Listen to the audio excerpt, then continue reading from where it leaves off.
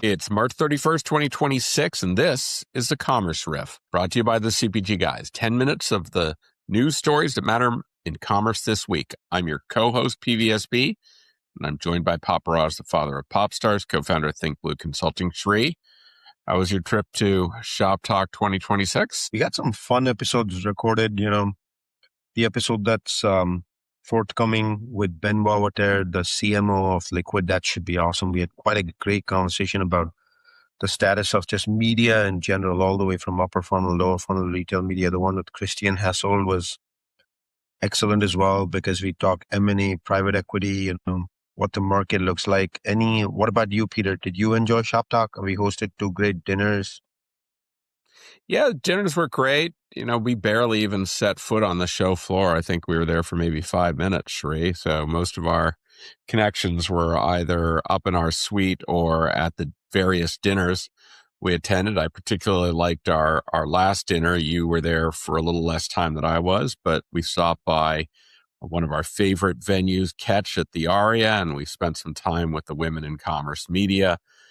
It was a great gathering of industry luminaries, both women and men who are allies in the cause for advancing women in commerce media. So great time, Sri. Well, let's get to our stories if we can. With its revelation this week that it tapped Ahold Delhaize USA's top executives to serve as its next CEO, Dollar General did more than just announce it will have a new leader. The giant discounter also telegraphed its intent to catapult itself into an even more prominent position in the U.S. grocery sector, a space where it already has a formidable presence, particularly in underserved areas. In announcing J.J. Fleeman's appointment as CEO, which will take effect, Shri, can you believe this, in January 2027? Wow. There's got to be a reason behind such a advanced notification. Announced, Peter, his last date at ADUSA is at the end of June. So I think that's like 6 months CEO level. I think he's got to take a window of the gardening leave. Non-involved. And yes, what do they call that? A garden leave in Europe, of course. Dollar General made a point of highlighting its progress as a food retailer under current CEO Todd Vasos. Those accomplishments included launching the DG Fresh self-distribution project and bringing fresh produce to over 7,000 stores so far, an achievement that the company said in a recent promotional video gives it, quote, more points of distribution than any other grocery retailer in the country.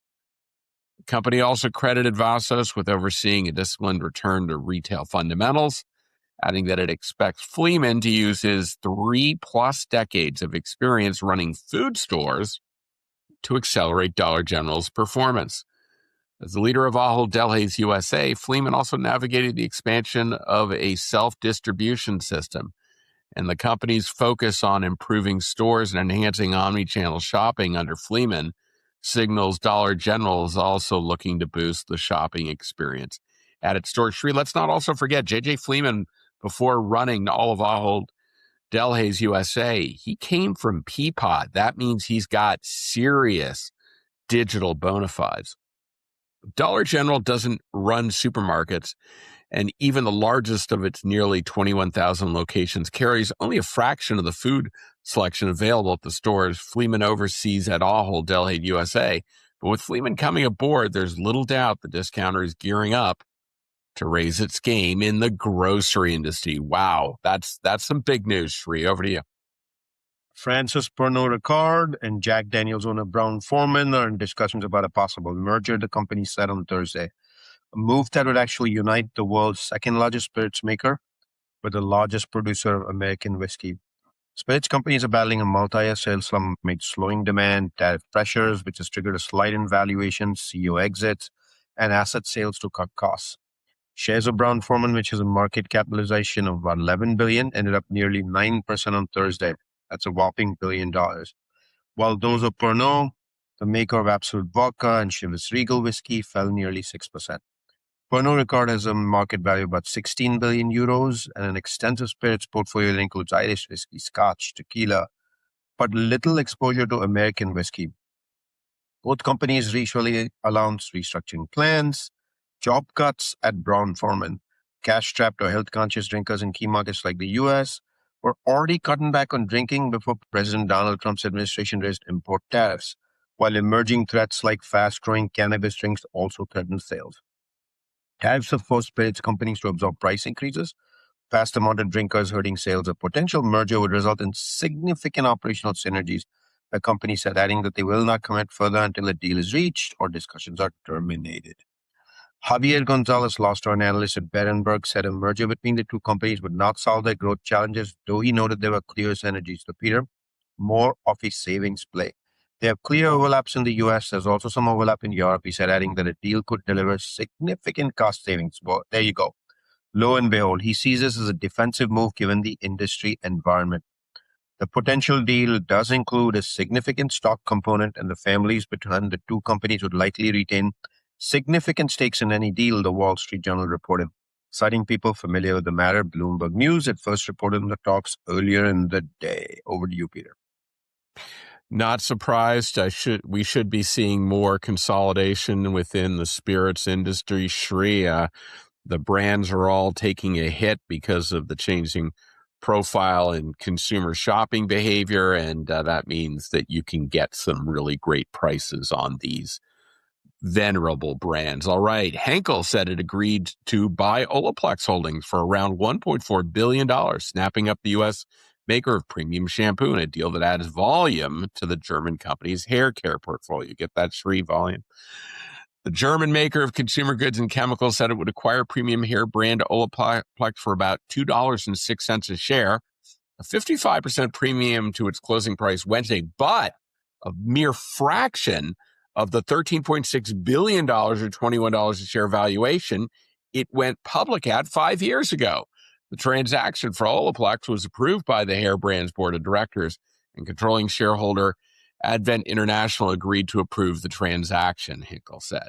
Henkel, home to brands like Schwarzkopf and Persil, have been on an acquisition spree this year. It purchased North American hair care and styling consumer brand Not Your Mother's coatings company Stahl, and became a major shareholder of the UK building manufacturer Weatherby LaRock. And collecting a slate of new brands, Henkel is seeking to bolster growth for its adhesive and consumer units. The acquisition makes another important milestone in Henkel's purposeful growth agenda. This further expands hair care as a core category within its consumer brands business, it said. Advent will exit its investments in Olaplex once the deal closes. Olaplex said in a separate release, the company said it would combine its large direct-to-consumer and retail presence in North America with Henkel's international reach and continue to operate under the Olaplex name. The deal, subject to customary closing conditions and regulatory approvals, is set to cap Olaplex's life as a public company, which began in 2021, a year when the IPO boomed during the pandemic. Since then, the company's stock price plummeted as it grappled with declining sales amid mounting competition. Like many other consumer conglomerates trimming portfolios, Henkel is repositioning itself towards premium offerings and scale. Sound familiar, Shri? It completed the merger of its consumer goods business into a consumer brands business unit at the end of 2025, which is focused on high growth and high margin brands. Henkel said its full-year results. It also divested its retailer brand business in North America in 2025. Over to you, Shri. Wonderful. Thank you, Peter. And our fourth topic today is, of course, AI. Whether you like it or not, AI-generated content was inevitable. The benefits of content production efficiency are too great to ignore for cost-conscious brands. But the focus should be on using it more thoughtfully, especially since, as we're discovering in real time, AI-generated content also comes with pretty serious downsides. Oh boy.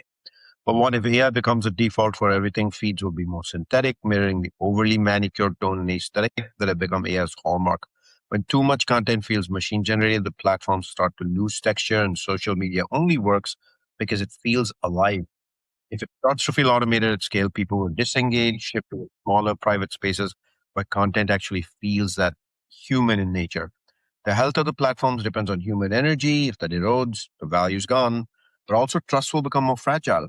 Users already question what's real. The more AI-generated content floods feeds, higher people's level of skepticism becomes. That doesn't mean engagement disappears, but it becomes transactional, less Emotional, decreases in loyalty, and probably cover time and engagement time overall will go down.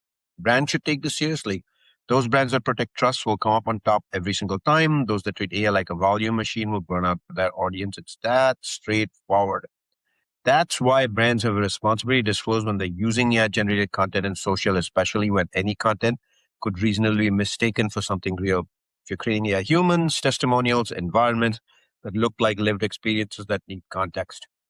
The more realistic AI gets, the more disclosure matters. So brands need to lead the way in embracing a little radical transparency, protecting the trust they've worked so such hard to build.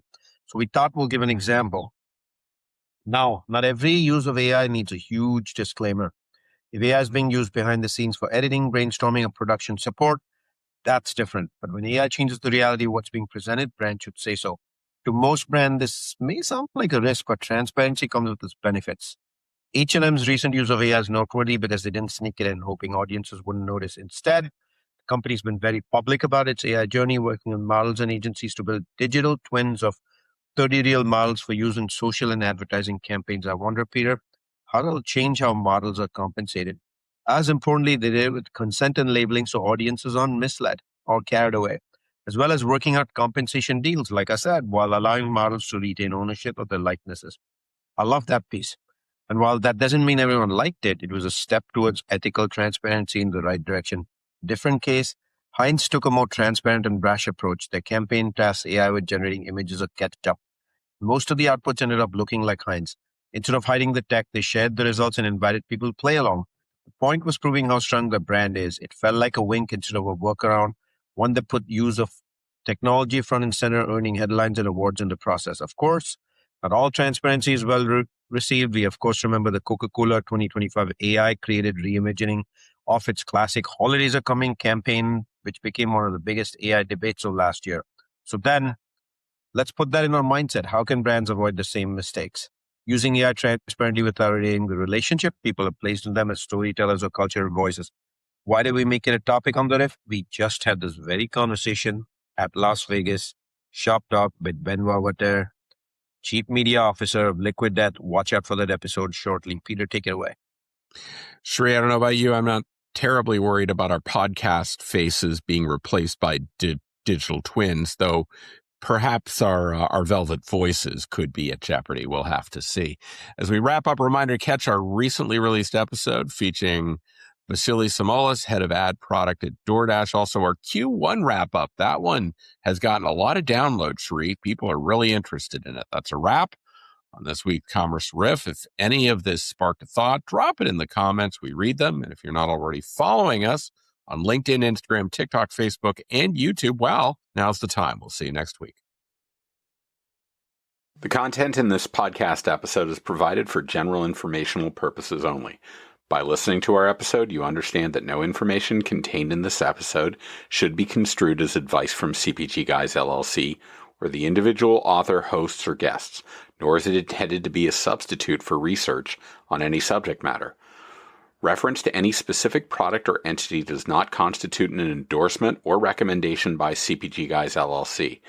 The views expressed by guests are their own, and their appearance on the program does not imply an endorsement of them or any entity they represent. The views expressed by CPG Guys LLC do not represent the views of their employers or the entity they represent. CPG Guys LLC expressly disclaims any and all liability or responsibility for any direct, indirect, incidental, special, consequential, or other damages arising out of any individual's use of, reference to, or inability to use this podcast or the information we present in this podcast.